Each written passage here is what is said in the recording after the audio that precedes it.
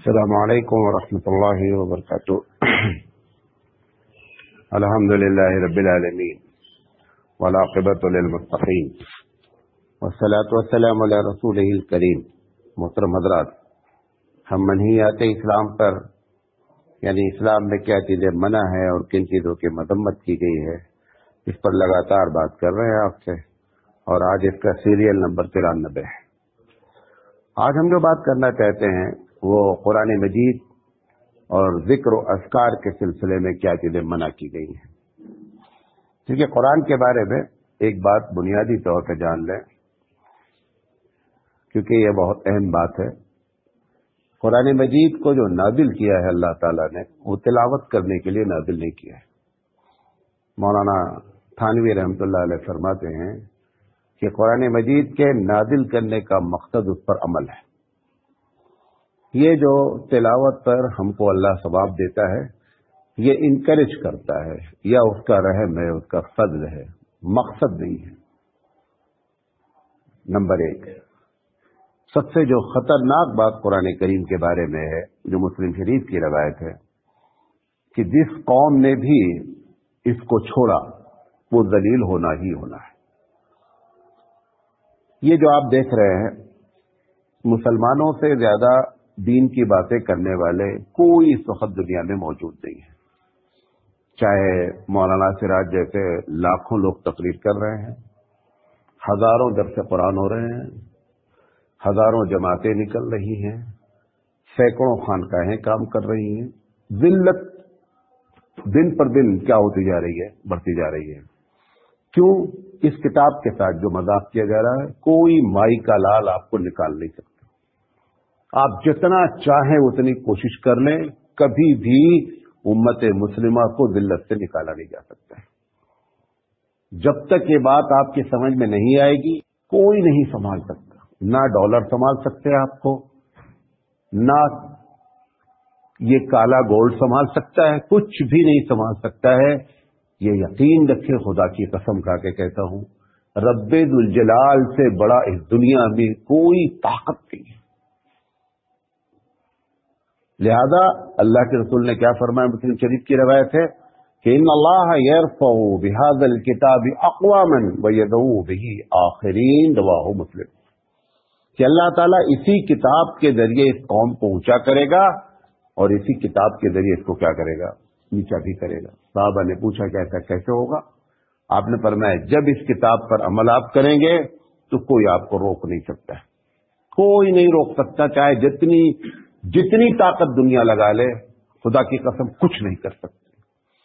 اور اگر اس کتاب کو آپ نے عمل چھوڑ دیا ہے تو آپ کی جتنی تدبیریں ہیں سب فیل ہیں اور فیل ہوتی نظر آ رہی ہیں۔ یہ کوئی نظریاتی بات نہیں کر رہا ہوں، کوئی آپ کو امیجنیشن والی بات نہیں کر رہا ہوں، ٹوٹل آپ کے سامنے ہے۔ آپ کو معلوم ہے بابری مسجد کے گرنے کے بعد ہندوستان میں ہزاروں مسجدیں بنی ہیں، ہزاروں۔ آپ یورپین کنٹریز کا اٹھا کے دیکھ لیں، 20 سال پہلے کا ڈاٹا اور آج کا ڈاٹا، جہاں پر ایک مسجد تھی جس شہر میں، وہاں پر 50 مسجد ہیں۔ لیکن کچھ بھی مسئلے کا حل نہیں ہے، مسئلے کا حل یہ ہے۔ اور رسول کے بارے میں یقین کر لیں کہ ان سے پیاری، ان سے اچھی، ان سے سچی کوئی بات کرنے والا اس دنیا میں پیدا نہیں ہوا ہے۔ جو انہوں نے کہہ دیا ہے وہ ہونا ہی ہونا ہے۔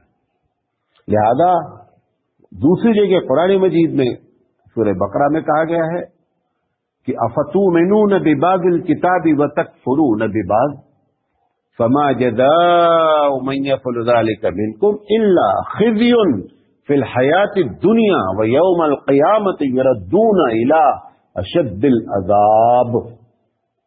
گرچہ یہ ہر اس شخص کے بارے میں اور اسپیشلی یہودی اور نصرانی کے بارے میں یہ آیت کہی گئی ہے، لیکن اللہ کا طریقہ آدم کی اولاد کے ساتھ عذاب دینے کا ایک ہی ہے۔ کوئی ڈفرنس نہیں کرتا کہ یہ محمد صلی اللہ علیہ وسلم کے ماننے والے ہیں یا موسیٰ علیہ السلام کے ماننے والے ہیں۔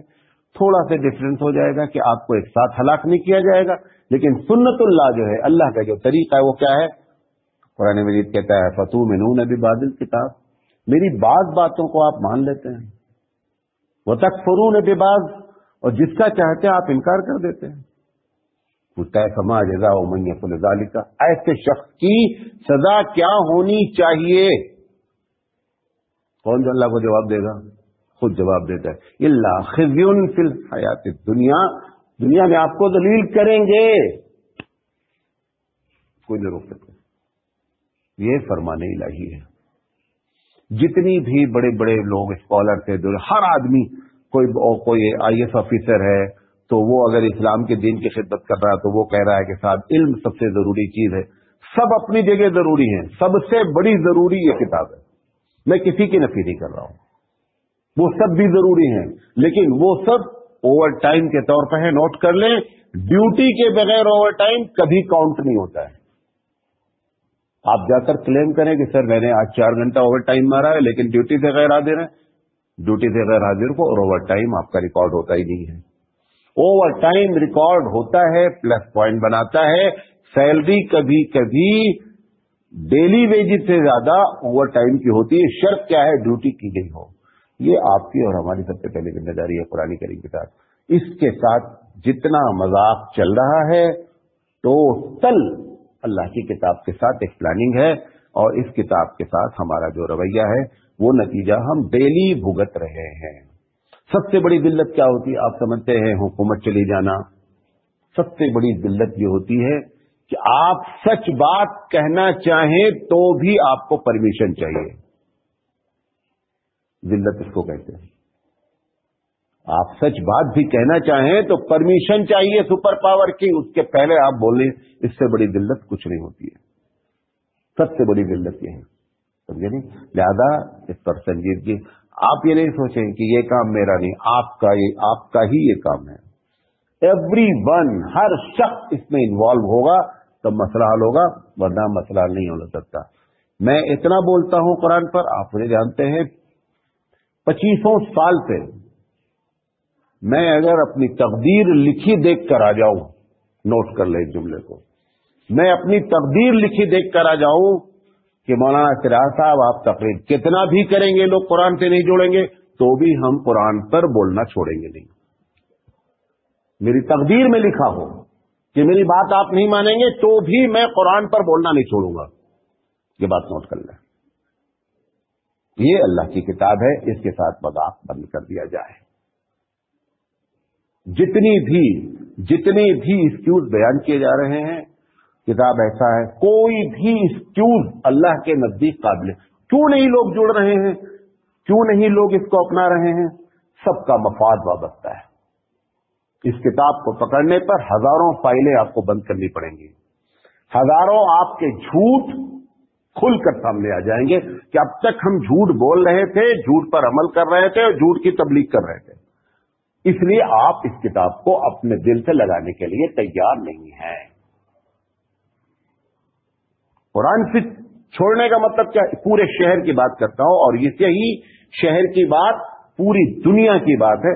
آپ مسلمان محلے کا جا کر کے سروے کر لیجئے، کتنے مسلمان ایسے ہیں جن کے والد کا انتقال ہوتا ہے اور وہ شرعی لحاظ سے اس کو اپنی پراپرٹی کو باپ کی بانٹ دیتے ہوں۔ قرآن چھوڑنے کا مطلب یہی ہے، قرآن چھوڑنے کا مطلب یہی ہے۔ شرک، کون سا محلہ ایسا ہے آپ کا کہ جہاں پر ایک آدمی ایسا بیٹھا نہیں ہے جو مرے ہوئے سینکڑوں سال ہو گئے کہ جو آپ کے مسائل حل نہیں کر رہا ہے؟ یہ شرک کی مذمت کس میں کی گئی ہے؟ اس کتاب میں کی گئی، کوئی نہیں نکال سکتا۔ تقریریں کرتے رہو مولانا صاحب، جتنا چاہے کر لو، کچھ نہیں ہوگا۔ زیادہ قرآن کے بارے میں 2 باتیں نوٹ کر لیں۔ نزول قرآن کا مقصد اس پر عمل ہے، اور ایسا نہیں بھی ہوگا، ایسا بھی نہیں ہوگا۔ بعض لوگ، میں ایک جگہ تقریر کر رہے تھے آج کے 1 سال، ہمارے ہی یہاں مدرسے میں، کہنے لگے کہ صحابہ کہتے ہیں کہ پہلے ہم نے ایمان سیکھا، بعد میں قرآن سیکھا۔ جھوٹ بولتے ہیں۔ صحابہ نے ایمان اس لیے سیکھا کہ غیر مسلم تھے، ان کو ایمان ہی پہلے سیکھنا، قرآن کیسے سیکھ لیں گے پہلے؟ اس کو لے کر کے قرآن سے دور کرنا بہت بڑی جہالت ہے۔ صحابی کا ایک بچہ بتاؤ جو صحابی کے گھر میں پیدا ہوا ہو اور وہ بولے کہ میں پہلے ایمان سیکھا پھر قرآن سیکھا۔ یہ ساری باطل باتیں کی جا رہی ہیں۔ जो सहाबी है वो काफिर था पहले, इसलिए सबसे पहले क्या करेगा, कुरान नहीं पढ़ेगा, सबसे पहले ईमान ही सीखेगा। सही कह रहा है वो, लेकिन उसको इस तरीके से मोड़ करके अल्लाह की किताब से दूर कर देना कभी नहीं बख्शा जाएगा। चाहे जितनी इबादतें कर लें, लेकिन इससे दूरी करने का गुनाह इतना बड़ा होगा कि सारी इबादतें ताक में रख दी जाएंगी और लट्टी पकड़ ली जाएगी, एक नहीं छूटेंगे। एक हेलीकॉप्टर कभी आपने देखा है साहिल पर, जब आदमी डूबता है, जब डूबता है तो हेलीकॉप्टर रहते हैं बड़े बड़े कंट्रीज में, उस सिक्योरिटी के तौर पर कि उनको निकाला जाए। मैं कुछ दिन तक जो है वो सीआईडी डिपार्टमेंट में भी काम किया हूं, 2 साल। तो क्या करते हैं, वो शहर पे घूमता रहता है हेलीकॉप्टर, जैसे ही देखता है कि कहीं कोई डूबने लगा है तो फौरन बड़ी तेजी से आता है। वो आने के बाद ऊपर से खूब तेज हवा मारता है। जब तेज हवा मारता है तो पानी क्या होता है, छट जाता है। उसके बाद वो रस्सी लटकाता है, उस रोप को आप पकड़ लीजिए, वो खींच के लाकर आपको क्या करता है, बाहर कर देता है। हम कहते हैं पूरी नेवी लग जाए और वो रस्सी लटकाए और आप तय करें मुझे रस्सी नहीं पकड़ना, नेवी बचा लेगी आपको?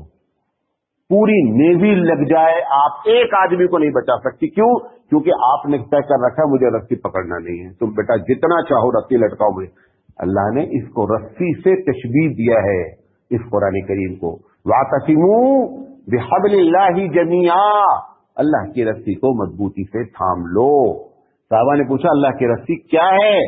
कहा ये अल्लाह की किताब है जिसका एक सिरा रब ने पकड़ा है कि जो पकड़ेगा हम उसको बचा लेंगे। बस तशबीह दी गई, कंपेयर किया गया है कि इस रस्सी को पकड़ लो हम तुमको बचा लेंगे। लेकिन आपने और हमने तय कर रखा है रस्सी पकड़ना नहीं। अल्लाह आप चाहे जितनी लंबी और कितनी मजबूत रस्सी लटकाए दें, हमको पकड़ना नहीं। आप बच सकते हैं? नहीं बच सकते। सरकार दो आलम ने आखिरी खुतबे में, जिसके बाद आपने फरमाया कि लोगों अब इसके बाद हो सकता है मेरी तुम्हारी मुलाकात न हो, जब एक आदमी को इशारा अल्लाह ने कर दिया, उस वक्त से जितनी बातें सरकार दो आलम कर रहे होंगे आप समझिए सबसे, क्यों कयामत तक किसको करना है? दुनिया को गाइड करना है। फरमा रहे लोगों मैं चला जाऊंगा इस दुनिया से, लेकिन याद रखना कि मैं तुम्हारे दरमियान 2 चीजें ऐसी छोड़ के जा रहा हूं, तरक्तु फीकुम अमरैन लन तदिल्लू, कभी गुमराह नहीं होगे। 2 चीजें छोड़ जा रहा, एक मेरा तरीका है और एक अल्लाह की किताब है। इसको अगर तुमने थामे रखा, कोई माई का लाल इस धरती पर पैदा नहीं है जो तुमको गलती पर लेकर चला जाए। लेकिन अगर तुमने इन दोनों को छोड़ दिया तो ये मस्जिदें, ये खानकाहें, ये मदारिस, ये जमातें, ये कुरान, ये दर्स कुछ नहीं रोक पाएगा। करते रहो तकरीरें, जो जी चाहे करते रहो, कुछ नहीं होना। लिहाजा कुरान के बारे में ये बुनियादी अपनी बात दिल के दायरे में उतार लें और कभी अपने मुंह से जुमला नहीं कहें कि इस कुरान करीम को समझा नहीं जा सकता, इसको पढ़ा नहीं जा सकता। मैं कहता हूं अगर नहीं समझा जा सकता है तो अल्लाह ताला ने इसको हमको क्यों दिया है? उस कौम को देना चाहिए था जो इसको समझ सकता था। अगर LKG के बच्चे को MA का सिलेबस दे दिया जाए, आप बताइए गलती किसकी है? किसकी गलती है? मैं एक LKG के बच्चे से MA का सिलेबस से सवाल करूं, गलती किसकी है? गलती देने वाले की है। बच्चे को कोई नहीं डांटेगा, कहेगा मौलाना आपको तमीज नहीं है। आपने LKG के बच्चे को उठा करके MA का सिलेबस दे दिया और फिर उससे सवाल पुटअप कर रहे। अगर हम इस किताब को नहीं समझ सकते थे तो परवरदिगार आलम को उस कौम को पैदा करना चाहिए था जो इस किताब पर अमल करती और उसको समझती। कुरान मजीद कहता है ला युकल्लिफुल्लाहु नफ्सन इल्ला वुसअहा, मैंने तुम्हारी ताकत से ज्यादा कोई बोझ डाला ही नहीं है। अगर हमने कहा है कि नमाज फर्ज है तो ये कभी नहीं होगा दुनिया वाले कह दें कि साहब हालात बहुत खराब हो गए हैं, नमाज नहीं पढ़ी जा सकती है। कभी ऐसा नहीं होगा, कभी नहीं होगा। क्यों? अल्लाह ताला वही बोझ डालता है। अगर उसने किताब नाजिल किया है, आप अरबी नहीं जानते, ठीक है, अरबी नहीं जानते, एक बात मालूम हो गई कि बाप की प्रॉपर्टी में बहन का हिस्सा है, मकसद न इसका पढ़ना है न इसका समझना है, मकसद तो अमल है। जब आपको मालूम हो गया कि बाप हमारे अल्लाह ने कहा है कि बेटी का यह हिस्सा है, आपके लिए पढ़ना कोई जरूरी नहीं कि उस आयत को जानो तो अमल करो। कोई जरूरत नहीं आयत कहां लिखी है। आपको मालूम है कि वालिदैन की फर्मा बरदारी हर चीज पर अफजल है, कोई जरूरत नहीं उस आयत को आप जाने तब आपके ऊपर हुक्म लाते, आपके ऊपर हुक्म नाफिज है। یہ مطلب ہے اس کتاب کو سمجھنے کا. ایک آدمی نے بتایا اچھا انگریزی نہیں جانتے ہیں, ہم پیدا ہوتے ہیں ہماری مدر ٹنگ انگریزی نہیں ہے, ہم نے کوشش کی ہے کہ مجھے وی ہیو ٹو لرن تو وی لرن. ایسی کوشش کر کے آپ نے اس کتاب کے ساتھ بھی کبھی معاملہ کیا ہے کہ صاحب مجھے اس کتاب میں جاننا ہے ہمارا اللہ نام کا کیا کہا ہے. جتنی کوشش کی آپ نے انگریزی کے لیے کیا ہے اس کی آدھی کوشش کرتے تو جان لیتے ہمارے رب نے ہم سے کیا کہا ہے. کس پر الزام ہے, کس پر الزام رکھا جا رہا ہے؟ اپنی ذات پر ہم کو الزام رکھنا ہے. یہ سارے عذر بیکار ہیں کہ سمجھ نہیں سکتے. مولانا زکریا علیہ الرحمہ نے فضائل اعمال میں, فضائل قرآن میں لکھا ہے ایک دم غلط لوگ پڑھ رہے ہیں اور لوگوں کو غلط گائیڈ کر رہے ہیں کہ صاحب قرآن سمجھنے کے لیے 15 علوم کی ضرورت ہے. جھوٹے نمبر 1 حضرت نے کہیں لکھا ہی نہیں ہے. حضرت نے کیا لکھا ہے کہ اگر کوئی آدمی خود سے تفسیر کرتا بیٹھتا ہے تب اس کو 15 علوم کی ضرورت ہے. جو تفسیریں ہمارے اکابر نے لکھی فرشتوں کے لیے نہیں لکھی ہیں, جناتوں کے لیے نہیں لکھی گئی ہیں. وہ تفسیر اس کے لیے لکھی گئی ہے جو عربی نہیں جانتا ہے, آپ کے لیے لکھی گئی ہے. آپ کو اس میں 15 علوم جو لکھا ہے وہ پڑھو. بھائی آپ تعلیم کرنے کے لیے کتابیں پڑھتے نہیں پڑھتے؟ آپ نے کبھی کہا ہے کہ ہم عالم نہیں لہذا ہم یہ کتاب نہیں پڑھیں گے؟ کیوں؟ اس نے جو لکھ دیا وہ پڑھنا ہے. آپ کے اوپر کوئی ذمہ داری نہیں, جو لکھا پڑھ لیجیے. قرآن کریم کی تفسیر جناتوں اور فرشتوں کے لیے نہیں لکھی گئی ہے, ہم جیسے عامی آدمی کے لیے, عام آدمی کے لیے لکھی گئی ہے. یہ کہنا ہے کہ مولانا زکریا علیہ الرحمہ نے لکھا ہے, جھوٹ بولتے ہیں. جا کر اٹھا لیجیے گا, دیکھ لیجیے گا فضائل قرآن میں. جو آدمی خود سے بیٹھ کر کے کرتا ہے اس کے لیے لازم ہے کہ وہ ساری چیزوں کو جانے, اس کے بعد تفسیر کرے. ہم جو تفسیر کرتے کہاں سے کرتے ہیں؟ ہم نے یہ تفسیر دیکھی, ہم نے وہ تفسیر. ہم تو کیا ہے کٹ اینڈ پیسٹ والے لوگ ہیں. وہاں سے کٹ کیا اور آپ کے سامنے لا کر کے ہم نے کیا کر دیا, پیسٹ کر دیا, میڈ ان مولانا سراج ہو گیا.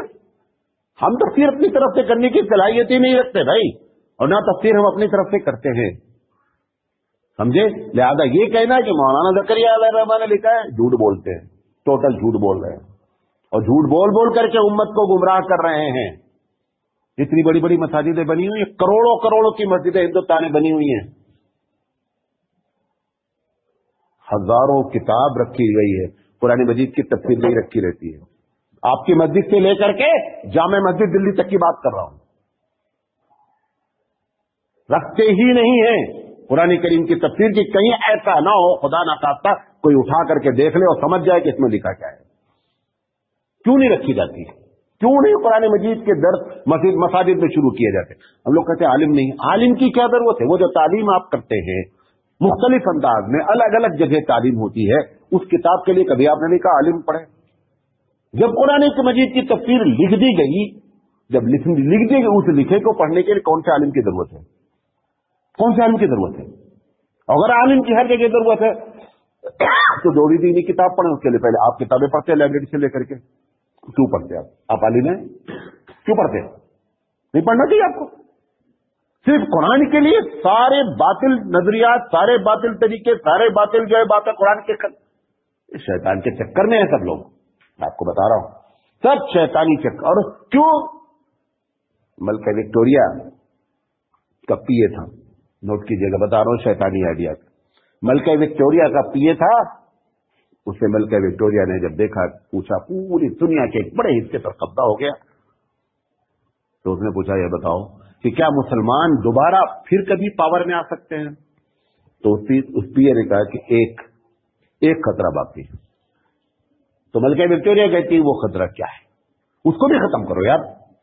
میں نے کہا ان کے پاس ایک کتاب ہے بابو, اگر اس کتاب پر یہ عمل کرنے پر اتر آئے تو آپ کی ساری طاقت فیل ہو جائے گی,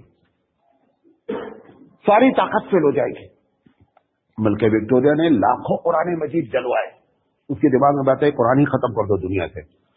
ایک صاحب نے, وہ چھوٹے سے آدمی تھے, انہوں نے جا کر میڈم سے کہا میڈم آپ ایک ایسا بیوقوفی کا کام کروا رہی ہیں جو قرآن مجید جلوا رہی ہیں.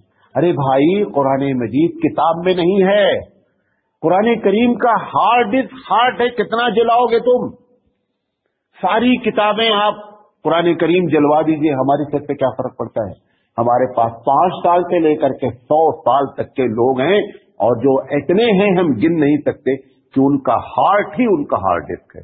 وہاں لکھا ہوا ہے بابو، کل پھر لکھ لیں گے یہ. تو تم بے مطلب بدنام ہو رہی اس کو جلا کر کے. اس نے جب اس کو چھوڑا، اسے ایک انٹرویو میں پوچھا گیا، میں نے پڑھا تھا انٹرویو، کہ یہ بات تم نے کہاں سے کہی ملکہ وکٹوریہ سے؟ کہ صاحب اس کتاب میں کیا ایسی چیز ہے کہ جس کی وجہ سے تم نے کہا کہ دوبارہ یہ پاور میں آ سکتے ہیں، دوبارہ طاقت حاصل ہو سکتی ہے؟ تو انہوں نے کہا کہ ان کے نبی نے کبھی جھوٹ نہیں بولا ہے. آپ سے زیادہ اس کو یقین ہے جو ایسے ایسے کرتا ہے، جو 3 مرتبہ ایسے کرتا ہے، اس کو یقین آپ سے زیادہ آپ کے رسول کی بات کا ہے. اس نے ملکہ وکٹوریہ سے کہا، اس حدیث کا ٹرانسلیشن کیا کہ ان کے نبی نے کہا ہے کہ اس کتاب کے ذریعے قوموں کو عروج ملے گا، اور اسی کتاب کے ذریعے قوموں کا ڈاؤن فال ہوگا، اور ان کے نبی کی کوئی بات ایکسپیرینس ہے آج تک جھوٹی نہیں ہے. لہذا یہ یاد کر رکھے، جس دن یہ قوم، اس دن سے 3 کام کیے جا رہے ہیں، آپ نوٹ کر لیں.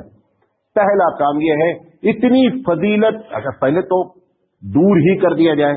آپ کو معلوم ہے 90% آف دا پاپولیشن، مسلم پاپولیشن، قرآن مجید سال میں 1 مرتبہ بھی تلاوت نہیں کرتی. 1 مرتبہ بھی آپ قرآن کریم سال میں نہیں ختم کرتے.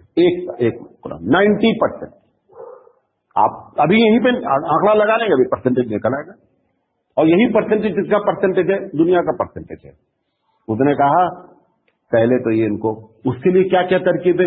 یہ جو پنسورا بنانا آپ نے دیکھتے ہیں نا چھوٹی، یہ پنسورا اسی کی ایک حکمت ہے کہ ان کو 5 سورتیں پڑھا کر کے اسٹاپ کرو، یہ قرآن کریم کھولیں ہی نہیں. لیکن اگر وہ